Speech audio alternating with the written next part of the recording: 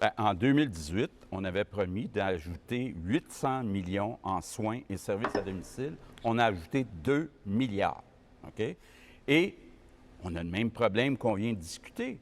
Ça prend des infirmières, puis ça prend le temps de les former, les infirmières. Maintenant, quand j'entends certains mettre ça en opposition avec des maisons des aînés, bien voyons donc, on a besoin des deux. La meilleure maison pour les aînés, puis je m'adresse à tous les aînés du Québec, c'est la vôtre. S'il y a un message qui a été entendu partout, que j'ai entendu partout, dans toutes mes tournées, c'est ce message-là. Merci de Puis le c'est dire. pour ça, merci à vous de le reconnaître, puis c'est pour ça qu'on a besoin d'avoir une allocation aînée de 2 000 $ par aîné, non imposable, qui arrive année après année. On doit investir de manière importante dans les soins à domicile.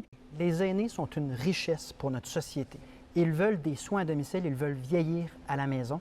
Et ça adonne que c'est un modèle pas mal moins coûteux que les maisons des aînés à 1 million de dollars par chambre. Ce modèle-là qui est dépassé, il n'est pas viable financièrement et il isole des gens qui voudraient rester le plus longtemps possible à la maison.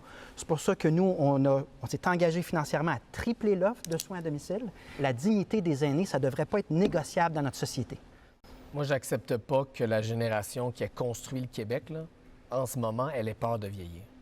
Parce qu'elle a peur à cause de ce qu'elle a vu dans les CHSLD. Et la solution, la plupart des gens sur le plateau ici ce soir s'entendent, c'est un grand virage national vers les soins à domicile, permettre aux aînés du Québec de vieillir à la maison. Il faut investir dans nos CHSLD tout en prenant le virage vers les soins à domicile. Les chanceux de la loterie des maisons des aînés, mais malheureusement, c'est pas viable pour l'ensemble de la population. Je pense qu'on a une espèce de consensus ici. Là. Les aînés, là, les garder le plus longtemps possible à la maison, je pense que c'est la meilleure chose, c'est la chose la plus souhaitable, autant pour les aînés que pour les familles qui voulons les visiter. C'est pour ça qu'on veut, oui, on veut investir évidemment dans les soins à domicile, mais il y a aussi la question des aidants naturels également, où il va falloir investir davantage.